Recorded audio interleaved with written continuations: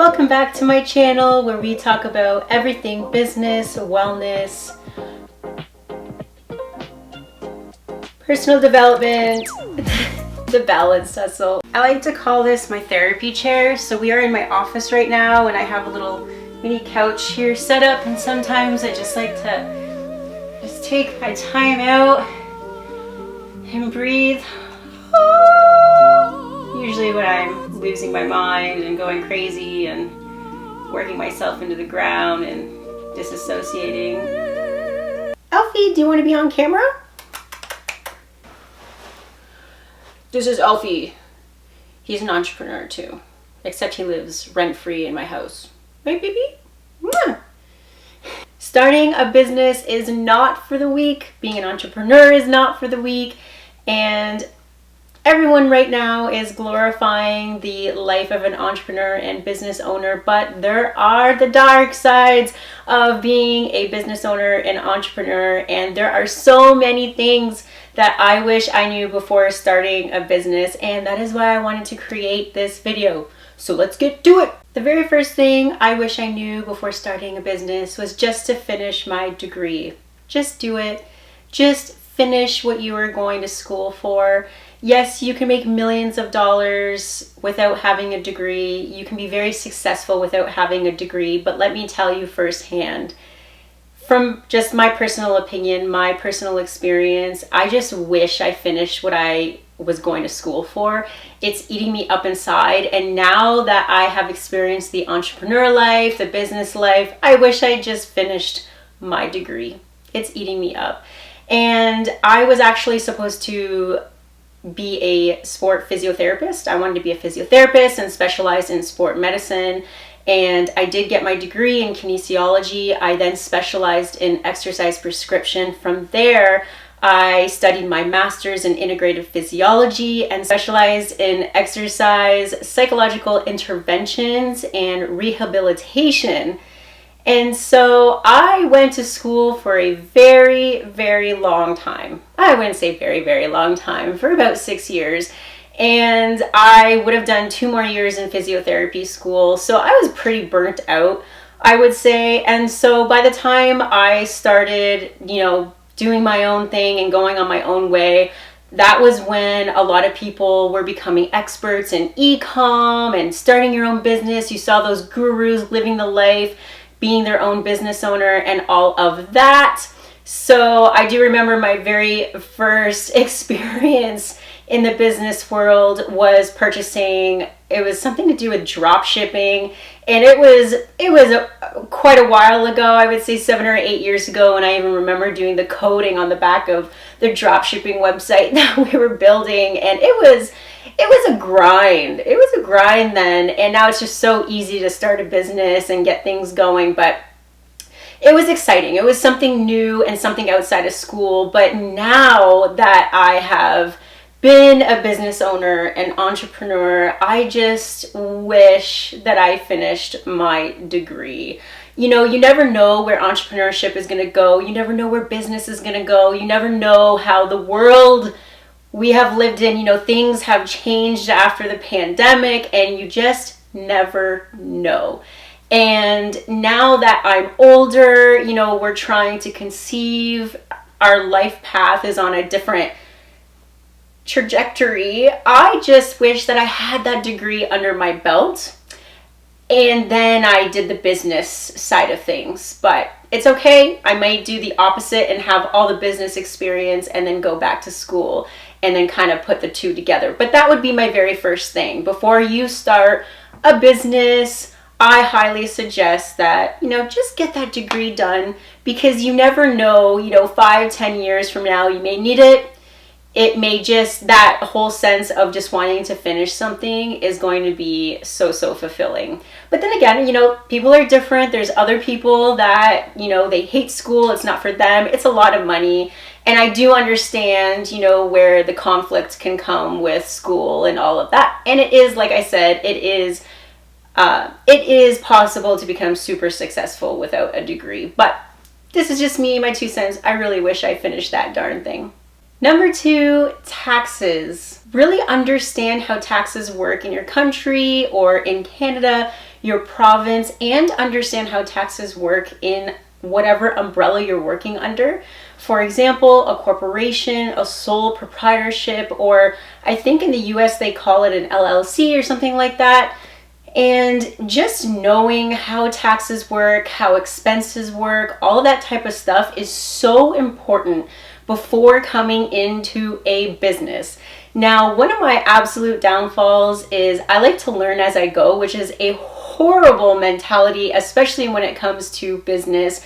And I just wish that I was more literate in that area and we were prepared for how much taxes we were going to have to pay in our business. It is so soul crushing when you see how much you're making and how much comes off for taxes and then expenses, and you want to make sure that you have a proper recording system, whether it's QuickBooks or a bookkeeper, a financial advisor, an accountant. So you want to be well versed in that area, and I wish that I knew this before my business, because the first few years of my business was just utter chaos, and then it got a little bit better and it's utter chaos, and it's always up and down. As the business grows, the taxes grow, and you have to make sure that you are well equipped with your resources, because it's quite scary. I'm sweating talking about taxes. It's an insane amount, and I think every business owner needs to prepare. And we were prepared, like I was prepared. I do understand, the basics, and I understand how much was going to come off and all of that. But when things get rolling and you scale your business and things start coming fast, before you know it, it's tax season, you start seeing the numbers, and it's just a lot sometimes. So just be prepared. Guys, I need to lay in my therapy couch because I just recorded the whole third part and I forgot to hit record. Number 3, before you start your business, know the plan when you scale. So what I mean by that is you never know how fast you're going to scale, and it can actually catch you off guard. Now, when I started my marketing agency, so I guess I should have opened with that. So I do have a digital marketing agency, and we do everything from Facebook ads, Google ads, SEO, website builds and maintenance, Google Map Pack, social media management, all of that. So we wanted to be an agency where we can be like a one-stop shop type of deal. And what we were not prepared for was how fast we actually scaled our business. And that caused so many problems, to the point of, major burnout. I own the business with my husband, so it was seeping into our relationship. It was causing issues with not being able to do anything with our friends and family because we were working ourselves into the ground. Our health was at risk. It's just super high stress, working all the time, not being able to take breaks because you're on all the time. We couldn't even really take a vacation, and if and when we did, we would still have clients messaging us asking for things. No matter how well we planned it, we do have people on contracts that help out with the business, and we had everything planned out before we left.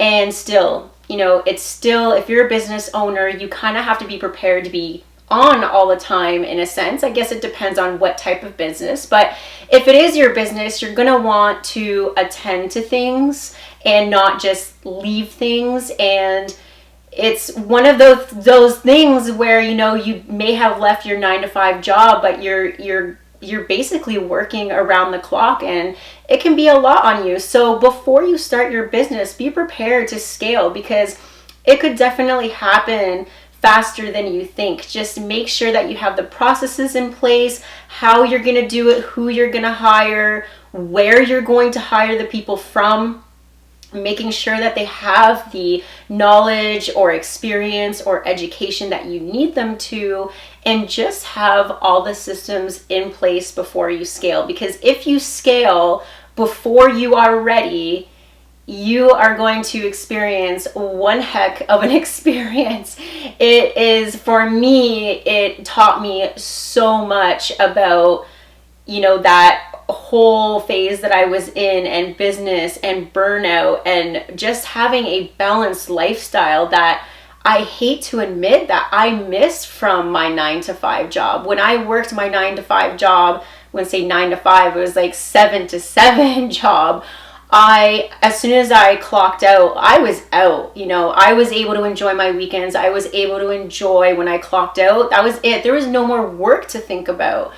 And now it just feels that like I just don't clock out. There is no clocking out. You are, and I know there's a difference between working in your business and on your business and all that type of stuff. But in the line of work that I'm doing, I'm in my business. Even if I do have people helping me and I'm delegating work, you know, you're still micromanaging, you're making sure that they're doing things properly, you're making sure things are getting done.